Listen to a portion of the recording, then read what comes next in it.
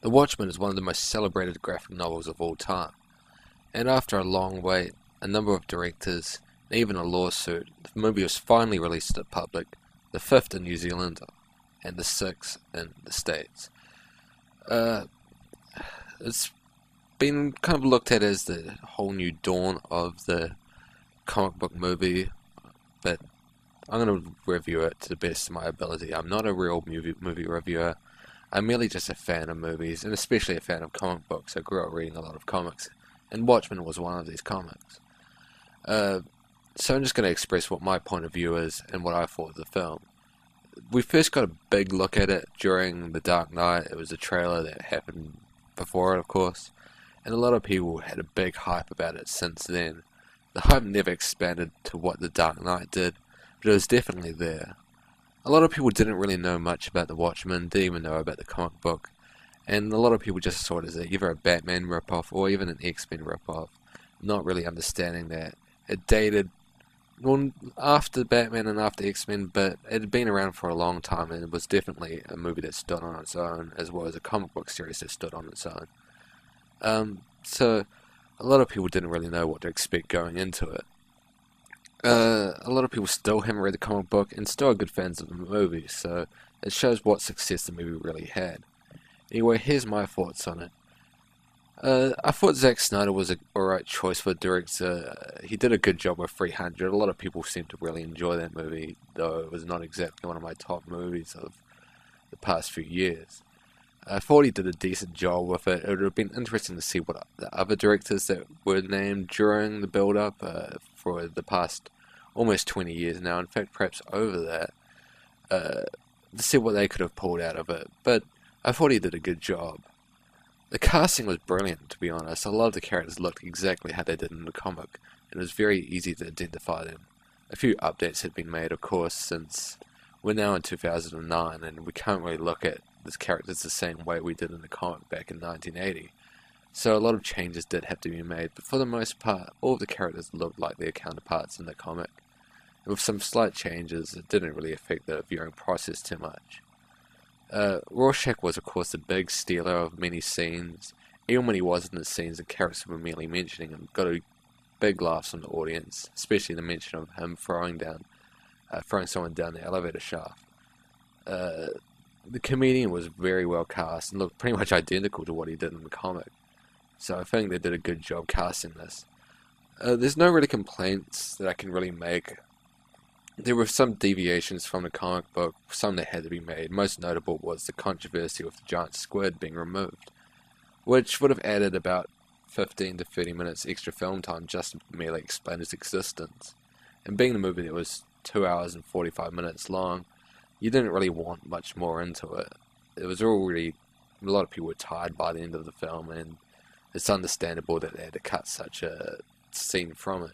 And what they did, which I can't really go into without spoiling too much, I mean, it's only been released in the past few days, and a lot of people still haven't seen it, even when listening to this review. So I can't really spoil what happened, but the replacement they made it lived up. It was maybe not as good as the comic, maybe better in the comic in some people's minds, but it seemed to fit in very well with the universe of the Watchmen. Something like the Watchmen would have been very difficult to film, I imagine, so the changes are very hard to make, especially with a comic book that was very long. It was around 12 issues when it was separate, and it was quite a thick graphic novel. So a lot that have to be cut out to fit into a film-length piece of work. So, unlike something with the Batman or X-Men or Iron Man or something like that, where there have been many different incarnations through the years, it's very hard to deviate from something that was just one strict storyline. But the choices they made seemed to work. Some scenes were completely changed, some scenes were left out entirely. And to my own thoughts, some scenes were better in the comic and some scenes did come across better in the film. Particularly a lot of Rorschach scenes, which I can't really spoil without spoiling the movie again, and also a lot of people may have not read the comic book either. So it's hard to say too much without spoiling anything for somebody who is yet to see this film. I saw it a few days after it came out, so I had time to read into the reviews and stuff like that.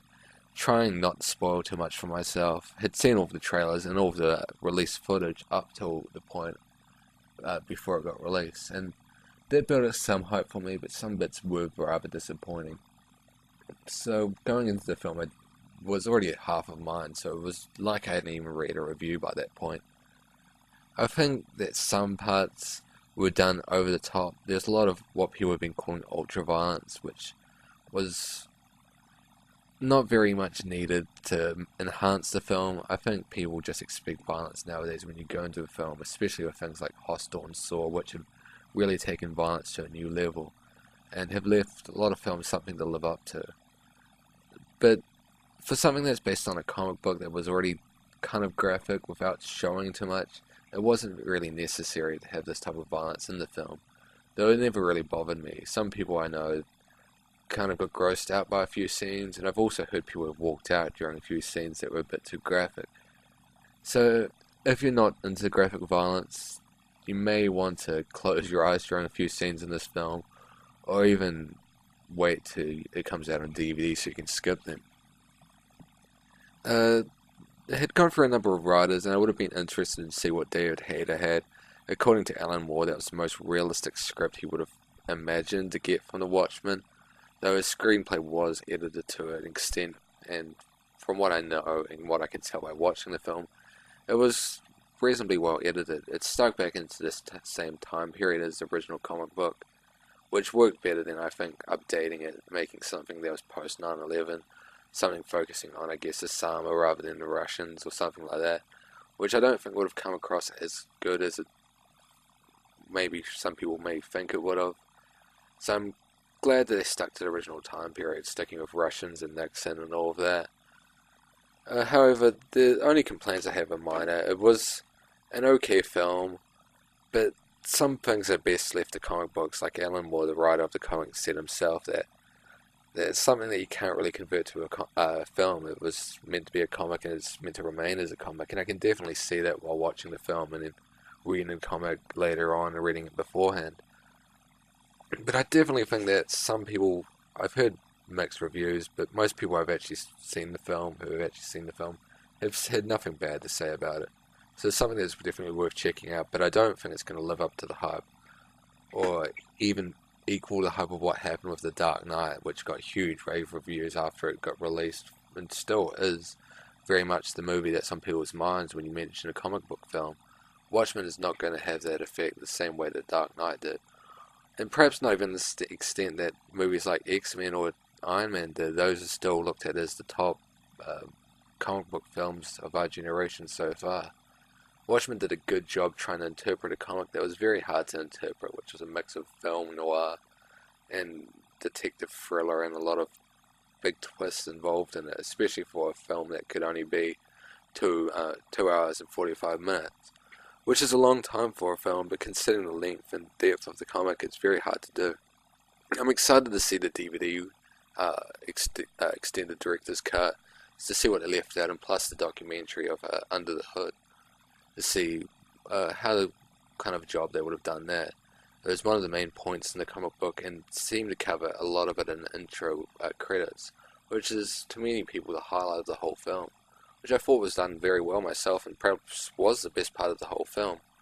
The slow motion capture was done almost excessively, but to me it never got in the way, and now that we've seen it so much, it's almost second nature just to accept that that's what's going to be in a film. Anyway, that's just my thoughts on it. There's hopefully going to be a series of reviews that I'm going to do in the future, looking at older films and newer films. All I can really say is my own thoughts of the film, but it's worth checking out. It's not going to be the best comic book movie that's going to be released, maybe not even in the next few years, but it's definitely worth checking out. I give it a 3 out of 5. So, yeah, look forward to my other reviews in the future. Look forward to whatever else I do in the future. Thanks.